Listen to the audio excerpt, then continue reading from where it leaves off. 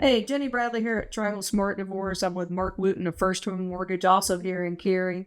And Mark and I have had some healthy debates before about home ownership and whether it's the be-all, end-all, who is it right for, who's it not right for, and stuff. So I just thought we'd put this on camera because I know there's a lot of people who are getting external pressure to say you need to be buying a house. And there's also a lot of people that just feel internal pressure because they're like, hey, I'm 25. My parents had a house when I was young. They were 25. I'm 30. I don't have a house yet. I'm just throwing money away if I'm renting, and all those things. So Mark, obviously you're in the mortgage business. You got to be a fan of home ownership. Yeah, but is it right for everyone?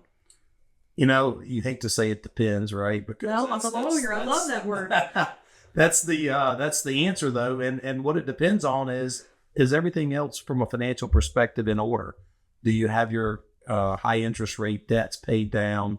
Do you know where you're going to be for the next several years? I mean, if you're on an employment contract and you're new to the area and you don't even know if you like the area, nor do you know if your employer really likes you, I don't think it's a good idea to buy. I think you rent, you test the waters, you get to know the community.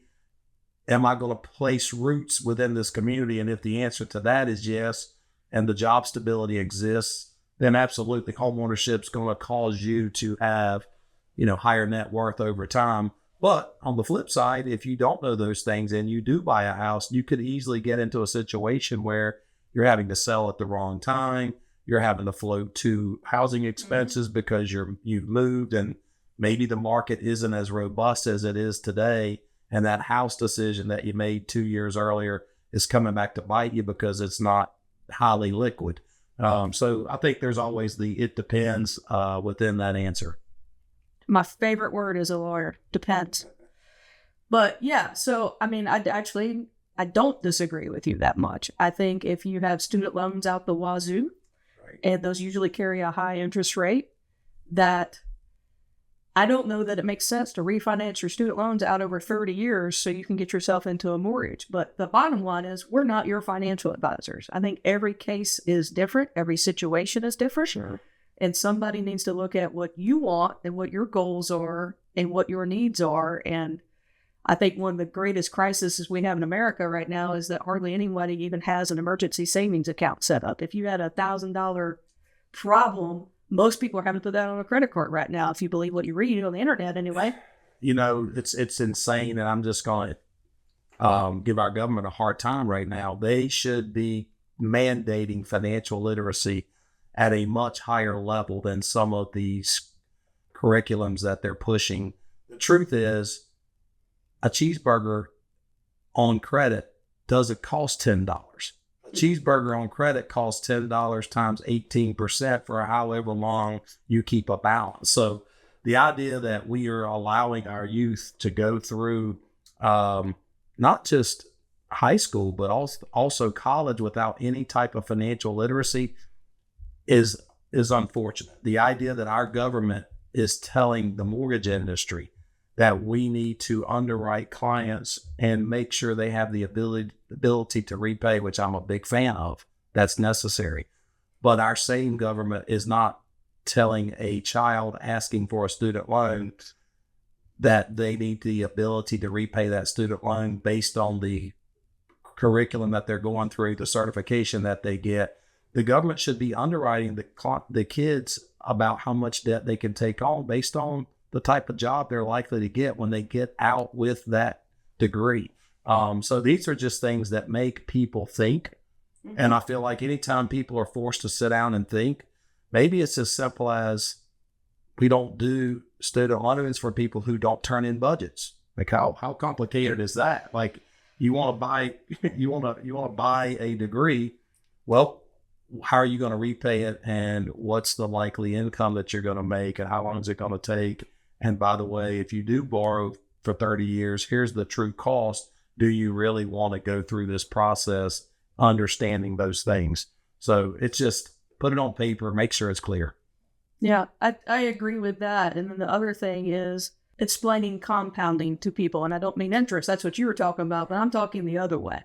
Like there was no one around when I was 22 and got out of college and said, hey, Jenny, if you put $100 And we didn't have Roth IRAs back then, but let's just say a savings account. If you put $100 in a savings account, year over year over year, you do that monthly, year over year over year over year over year, here's where you would be at age 35, 45, 55, versus if you wait until 35 or 45.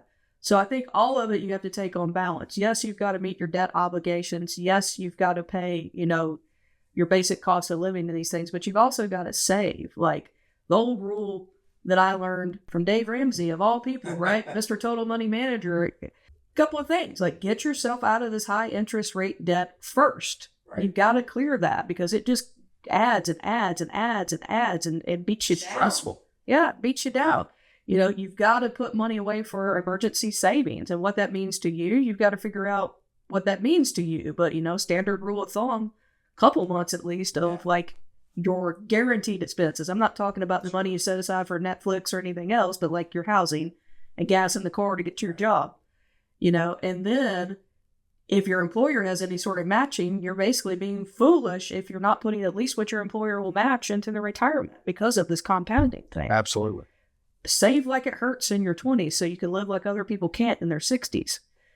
Yeah, no doubt. I mean, to your point about the 401ks, if the employer is matching 50 cents on the dollar, that's a 50% return. Who wouldn't want that? So definitely maximize that. And then living below your means is something that isn't popular. I don't know. We don't, as a society, we don't seem to talk about that much. And if you think about who's winning when you don't live below your means, it's the credit card companies and it's the student loan companies, quite honestly, that if you're not thinking through the debts that you're taking on, there's somebody on the other side that's benefiting from that mistake that you're making. And I feel like we all just need to evaluate decisions. To your point about having an emergency fund, I mean, it's as simple as you have a 3 to 6 month emergency fund. All of a sudden, you make educational decisions differently.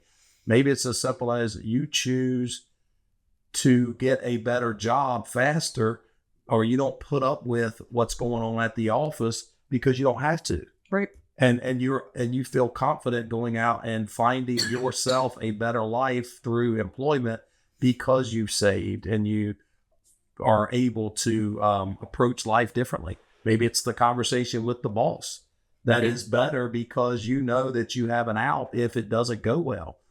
So there's just so many benefits to being a saver. And it's something that we all need to do. To your point, if you do it early in life, not only do you have more later in life, but you also just set yourself up for so much less stress. Yeah. We all know that less stress equals better health and happiness.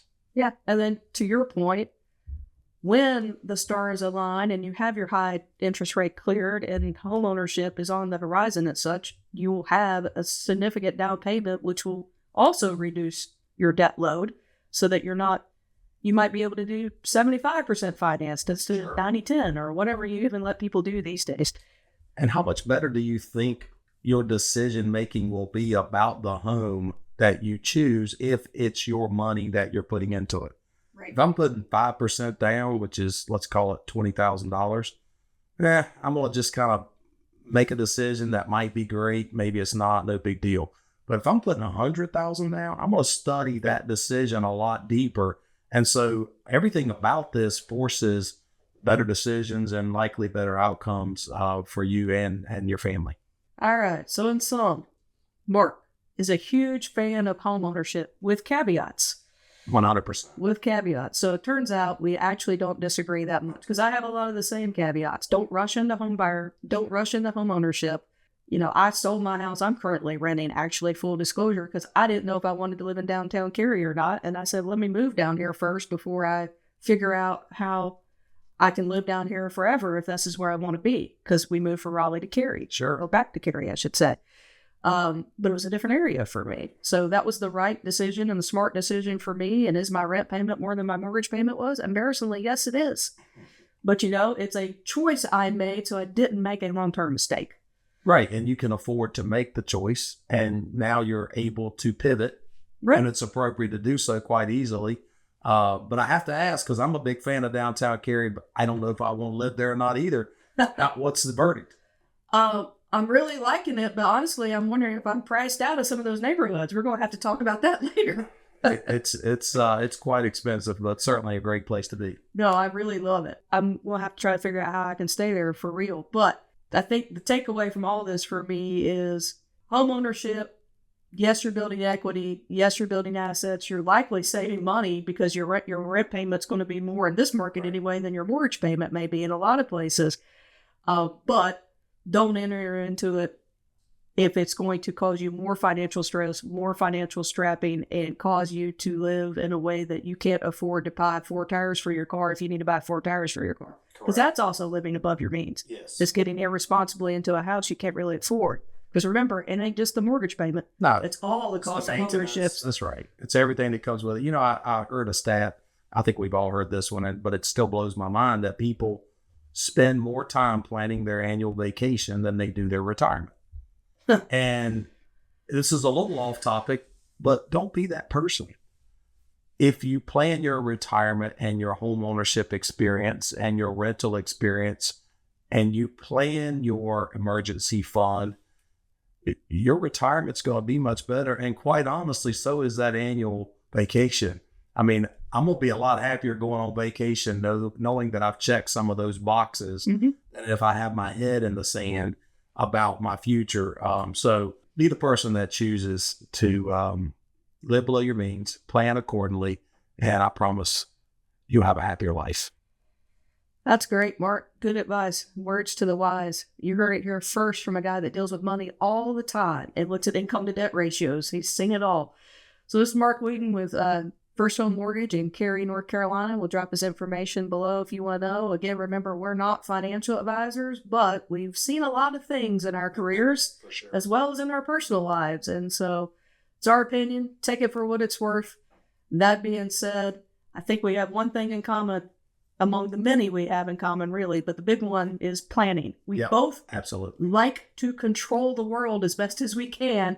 And one of the ways you can control your own future is to have a plan.